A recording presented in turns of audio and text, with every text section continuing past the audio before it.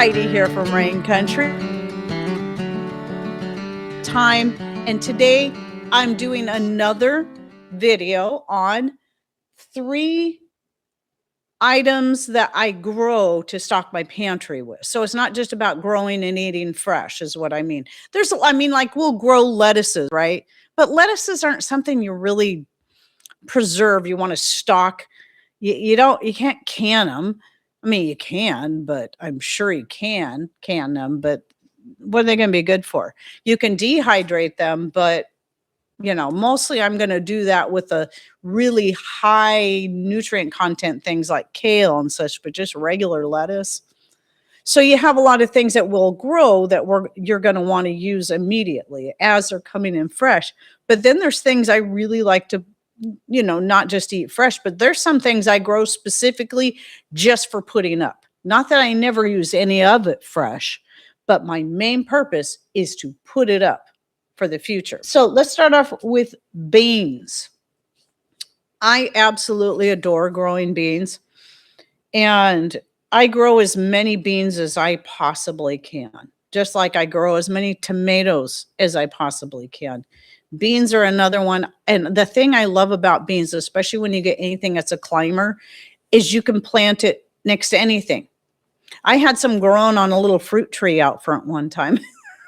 On our apple tree when it was real small. That's one of the things I love about beans. You can plant them around your corn and around your sunflowers.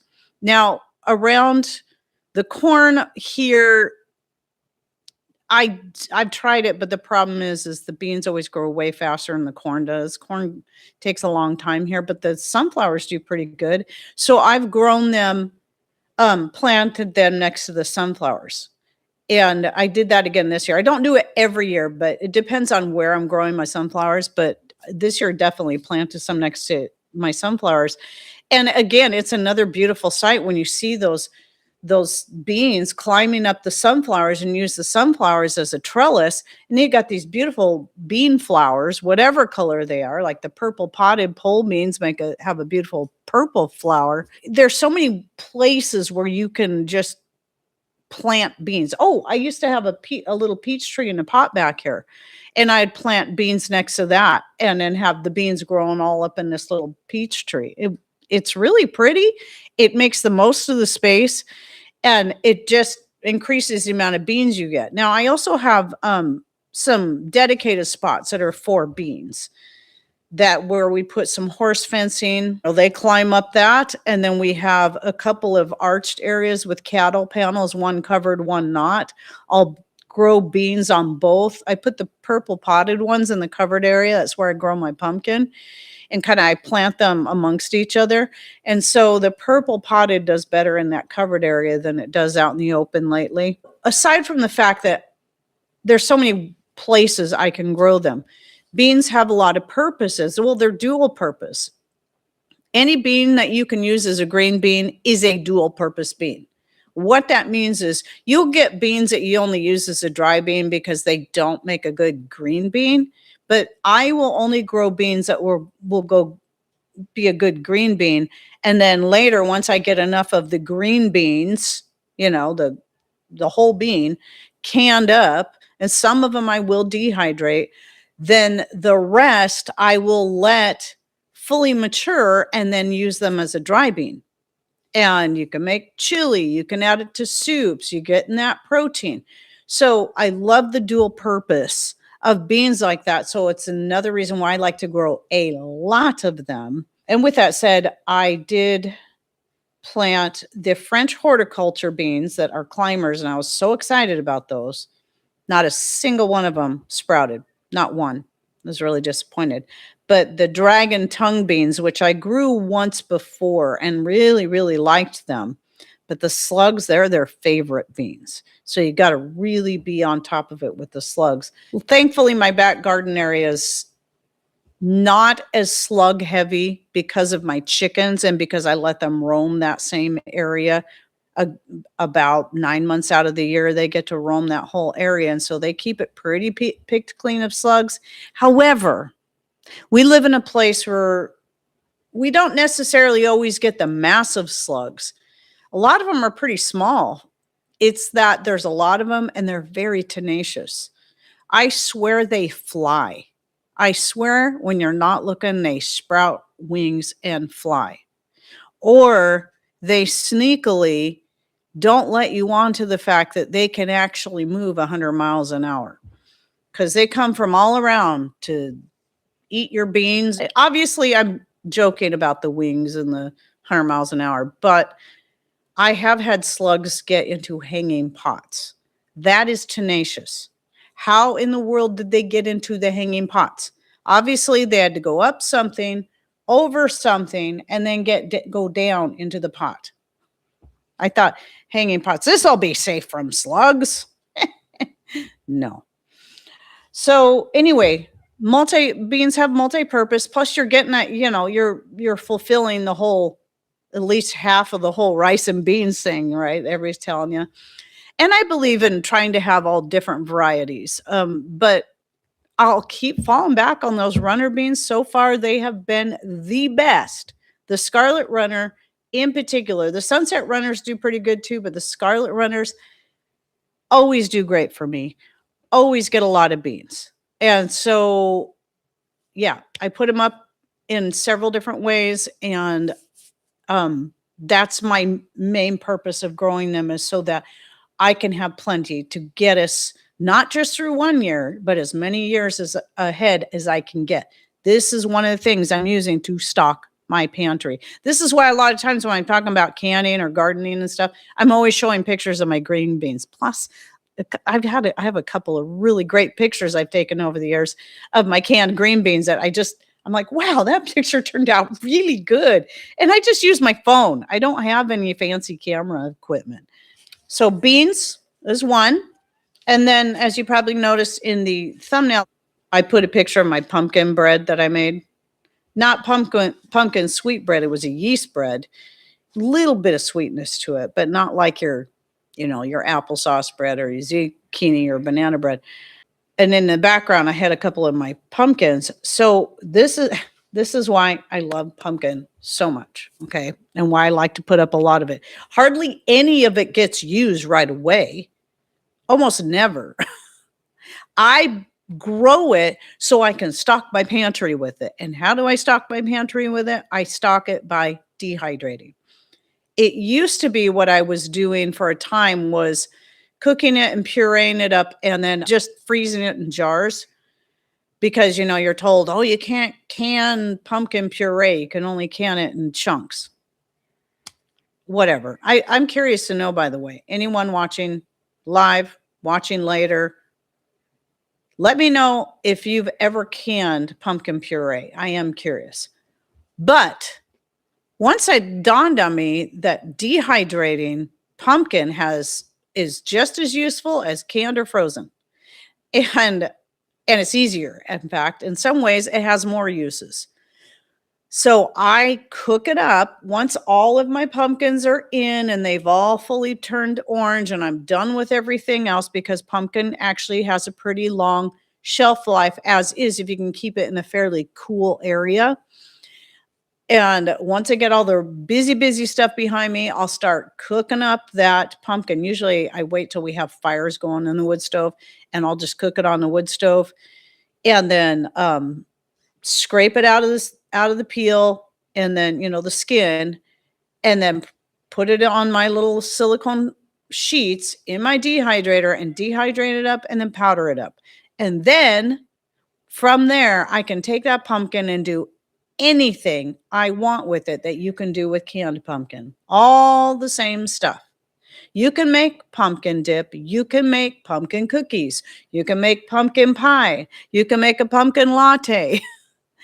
What else am I forgetting? Pumpkin icing.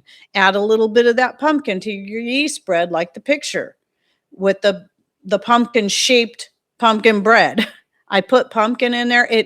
Even just adding it to yeast breads, just the powder, even if you're wanting a savory bread, not necessarily sweet, it adds a nice flavor and it makes the bread so soft. And I find that the pumpkin especially seems like it helps the bread to rise better. When I made the pumpkin spice rolls, in the center, I put some of the powdered pumpkin in there with the brown sugar and the cinnamon and nutmeg and clove, rolled that up, and then did the same thing, added some of the pumpkin powder and made to some powdered sugar and some more spices, and then used that as an icing. After I baked them, drizzled that over the top. Same thing with the pumpkin cookies. I put the pumpkin powder into the icing when I make the pumpkin cookies, and then drizzle that or spread that over the top, depending on how thick I get it. So, and then, oh, I almost forgot. You can also, if anybody just likes to have squash, like pureed squash as a side dish, you can do that with pumpkin, like a side vegetable, little butter, a little salt, or if you want a little sweetness to it, put a little brown sugar on it. Great side vegetable. I don't do that often, but it is a great side vegetable. I personally love it. Did I say pumpkin dip? I think I did, with the cream cheese and the maple syrup. And oh, you can make a soup, like a squash soup. I have a recipe for a butternut squash soup. You could do the same thing with the pumpkin. So let's say, like, if you're like me and pumpkin grows a little better for you than butternut squash, you could still use the same idea. And it is going to be in a pureed form. And it is a savory soup.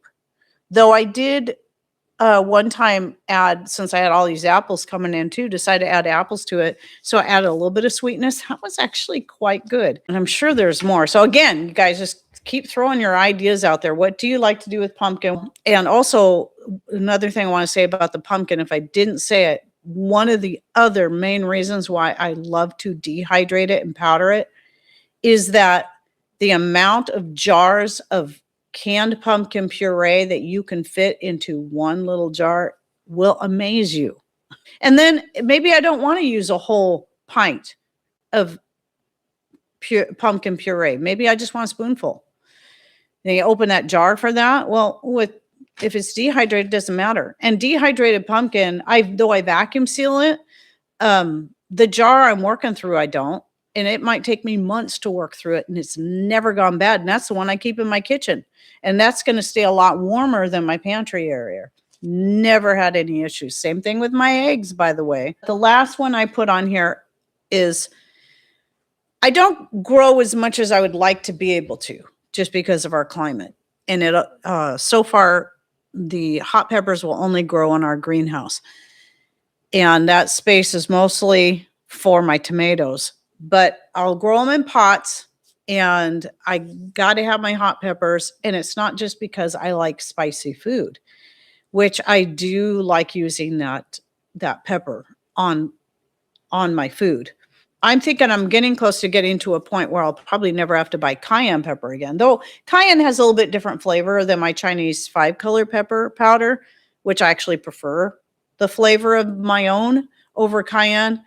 Right now I still get some cayenne pepper that I'll use for things like, whatever.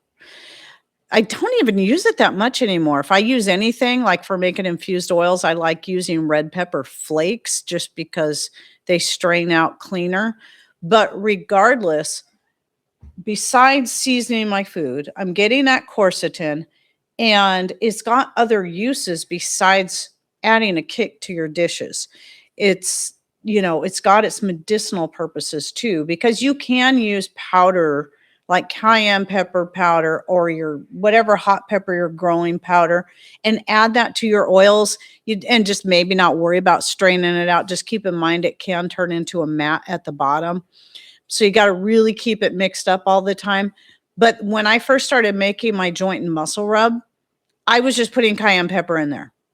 And I just keep shaking it up and stirring it, and then putting the cayenne pepper. You could see the little, tiny granules of it when you rub it into whatever. And that's fine.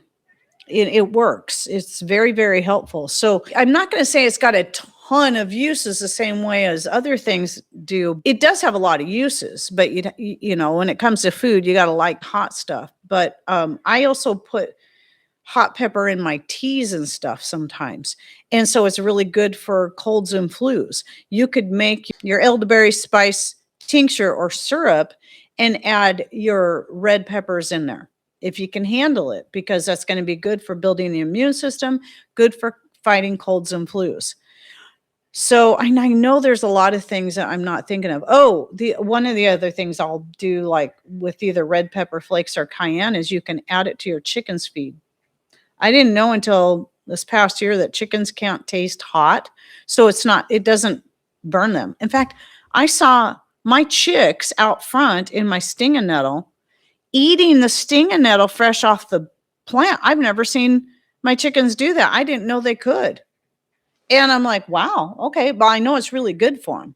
But yeah, having the pepper in their feed, adding that in there. Usually I'll put flakes in there, but you can do a powder, and that will help with just any kind of intestinal issues and help keep parasites away, or help get rid of parasites. So besides adding flavor and using as a medicine, I'll even add it in the wintertime. It's one of the things I add to my coffee. I hardly ever add creamer or milk or any kind of sweetener. Almost, that's maybe once a year. That's only if I just get a hankering for the pumpkin spice coffee, latte, whatever you want to call it.